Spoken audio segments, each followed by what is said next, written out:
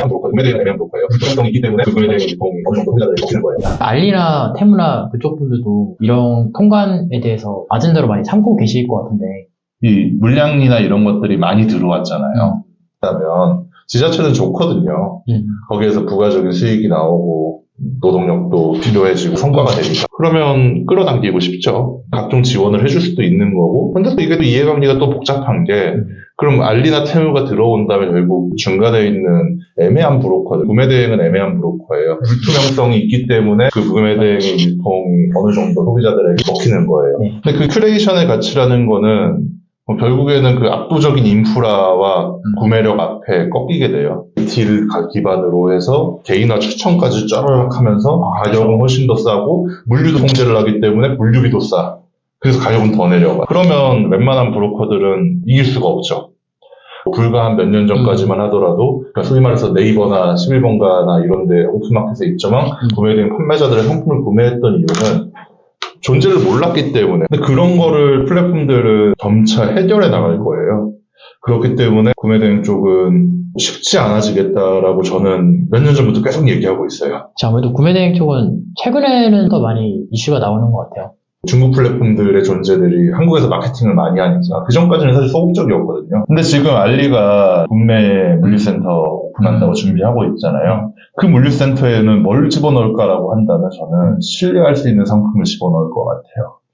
식품도 뭐 갈 수 있을 수 있는데요. 그거보단 브랜드. 중국에서 공산품으로 막 아예 브랜드 없고 그러니까 중국 제품 중에서도 신뢰할 수 있는 친구들 혹은 공산품 중에서도 검증된 애들 한국에서 사람들이 많이 사는 것들 그런 걸 가지고 물류센터에 전방 배치를 하겠죠. 알리익스프레스의 가장 큰 약점이 신뢰이기 때문에 사실 구매대행 셀러가 공략해야 되는 부분도 그 부분인데요. 그 알리익스프레스가 물류센터를 만들어버리면 그 신뢰성을 보충을 할 거라고 보는 게 제 생각입니다. 그러면 더 힘들어질 거예요. 1688도 들어온다는 얘기가 한참 있었잖아요.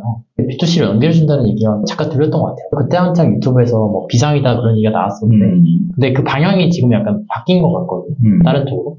이분들은 앞으로 어떤 식으로 흘러갈 것 같은지 이렇게 그로스에서 잘 팔리는 거를 쿠팡이 그냥 사면 되는 거잖아요. 그러면은 쿠팡 입장에서 원하는 게 로켓 배송인가 로켓 그로스인가? 로켓 그로스가 지금 입장에서 유리하죠. 왜냐하면 로켓 배송은 직매입이잖아요.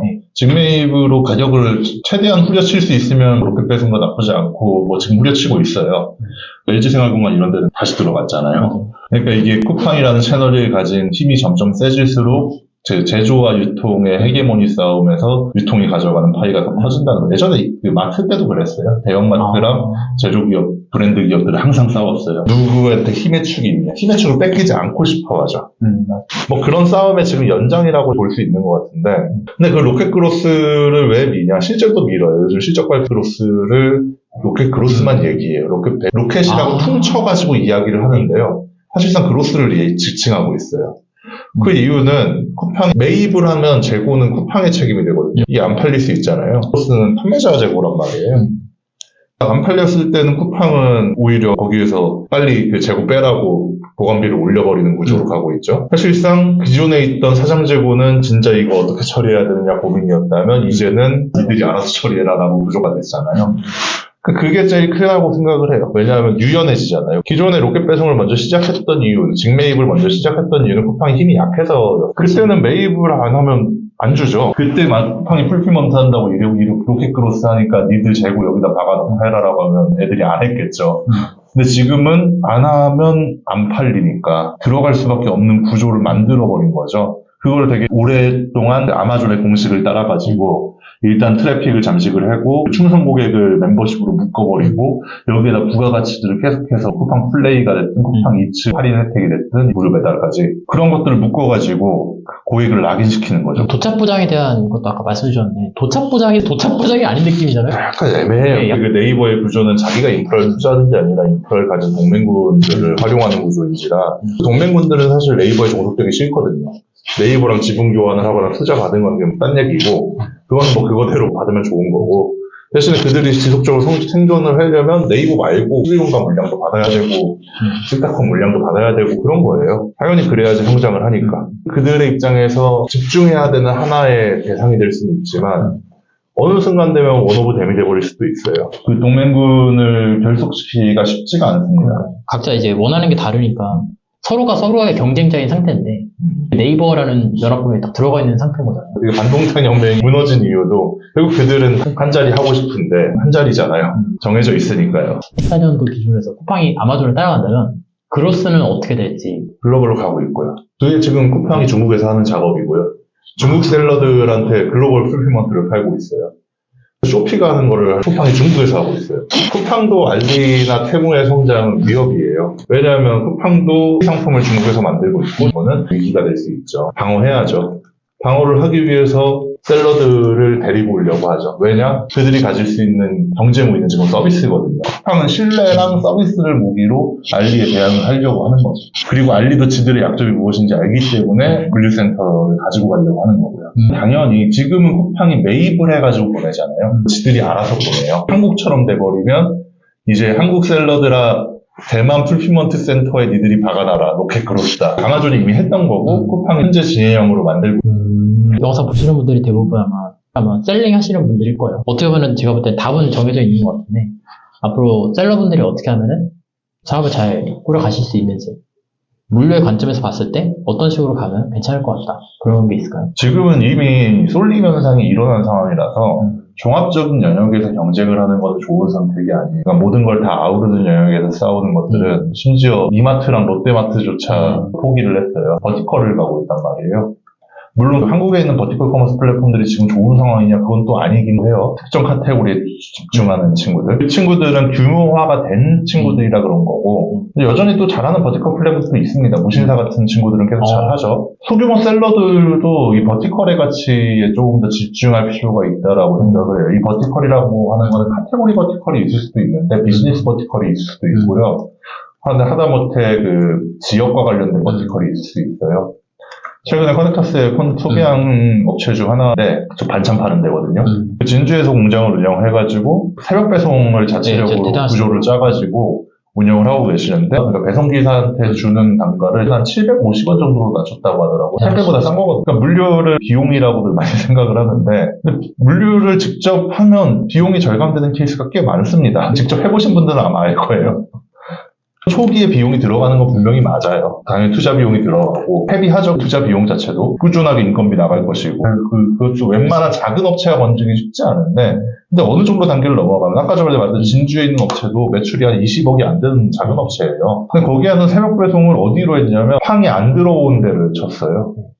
그러니까 리텐션이 되게 좋게 나오는 거예요. 그리고 애초에 거기는 사실 반찬이면 폐기율 걱정이 심하잖아요. 만들어 놓는데 안 팔리면 다 버려야 된단 말이에요. 유통기한이 짧으니까. 근데 여기는 기본적으로 판매를 정기구독으로만 세팅을 해놔가지고 식단표를 만들었어요. 이 날짜에는 뭐가 나오고 이 날짜에는 뭐가 나오고 이런 것들을 공유를 해주면서 구독을 지켜놨어요. 그래서 지금 회계상으로는 적자긴 한데 이미 그거는 투자 비용 때문에 적자를 작년에 봤다고 그러고요. 실질적으로 지금 운영에서 나오는 그 비용은 그 흑자 전환을 해가지고 잘 운영을 하고 있다고 하더라고요. 이 기업 대표님이 저를 찾아오면서 뭔 얘기를 했냐면 자기가 서울에 진출을 할까 고민이다. 하지 말라고 했고 지금 돈 버는 구조가 서울 나가는 순간 당신의 경쟁 우위는 없다. 여기에서 컬리랑 쿠팡이랑 싸워서 어떻게 이기냐. 컬의 강자가 된다면 뭘 노릴 수 있느냐. 지방, 지역까지 다 치려고 막 그러고 있잖아요. 그러면 상간벽지 배송을 빠르게 만드는 방법은 그쪽에서 물류망을 가지고 있거나 고객들을 가지고 있는 업체들을 인수하는 걸 고려를 할 수 있겠죠. 그런 식으로 엑시트 전략을 짜는 것도 기업들 입장에서 나쁘지 않죠. 전 차라리 그렇게 하라고 그랬어요. 어차피 여기도 투자를 받았고 어느 정도 그 다음 단계를 보여줘야 되는데 진짜 메인 시장으로 나가가지고 쿠팡컬리랑 싸우는 거는 하지 마세요가 제가 보기엔 맞는 방향인 것 같았고 오히려 로컬에서 더 단단하게 자리를 잡아가지고 그쪽에 있는 것들로 확장을 하는 그러니까 판매 입장에서 상방이 정해져 있을 수는 있는데요. 시장은 작으니까요.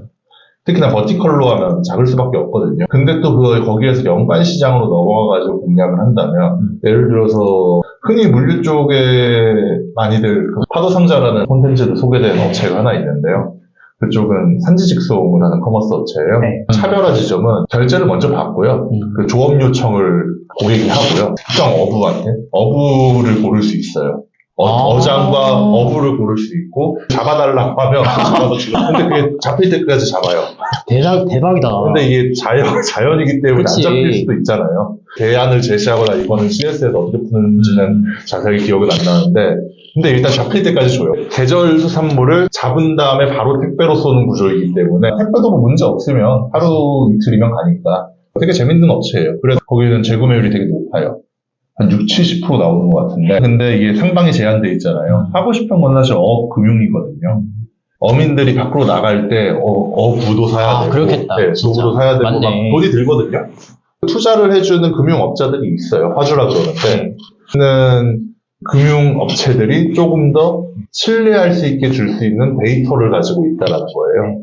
왜냐면 얘가 파도상자에서 활동을 하고 있는 어떤 기간이나 막 이런 것들이 쭉 있을 거 아니에요. 그러니까 얘는 월에 그래도 얼마를 파는 어부다. 그럼 이 친구한테는 돈을 이렇게 빌려줘도 네가 떼일 염려는 없을 거다.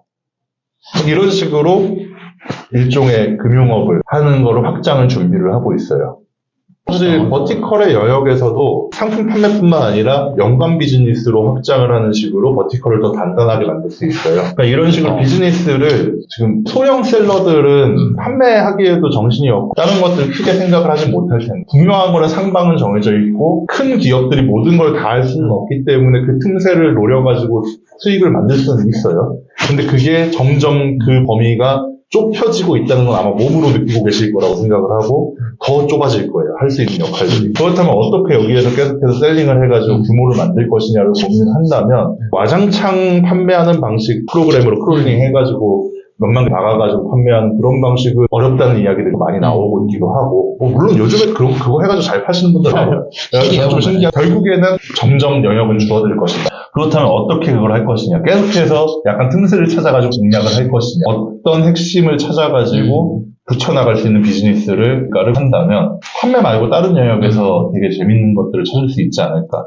쉽게 말해서 그 셀러들식으로 이야기를 하면 판매하시던 분들이 많이 교육사로 진출하시잖아요. 일종의 전 비즈니스 확장이라고 생각을 하거든요. 교육 팔다가 프로그램도 팔고 그렇게 확장을 하고 있어요. 이런 사례들은 저희가 아는 약간 정통적인 사업이라고 해야 되나? 그런 약간 모델인 거고, 최근에는 유튜브라는 게 전 되게 강력한 힘을 가지고 있다 생각해요. 그러니까 어떻게 보면 제일 어려운 문제잖아요. 어떻게 그렇죠. 사람들 끌고 뭔가 굉장히 많은 돈을 쓰는 건데, 유튜브는 근데 그 돈을 거의 압도적으로 줄여준 거고, 그러다 보니까 개인들도 그만큼 끌어올 수 있는 모금형이 된 건데, 그러려면 이제 객단가가 높아야 되잖아요. 시장이 작으니까. 객단가가 높은 게 뭐가 있을까 하면 교육이잖아요. 그래서 그거 갖다 붙이는 게 아닌가.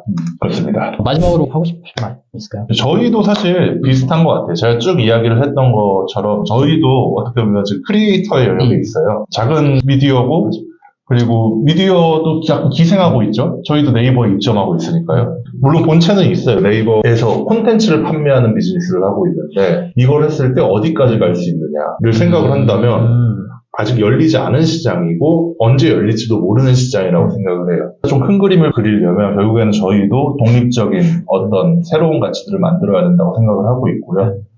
기회를 보고 있는 건 광고 비즈니스가 알아서 들어오고 있다는 건데, 광고는 상당히 좀 더 높거든요. 더 나아가가지고는 일종의 물류 서비스의 수요자와 공급자가 같이 뭉쳐 있다라고 하는 게 증명이 된다면 일종의 장터를 만들 수 있다고 생각합니다.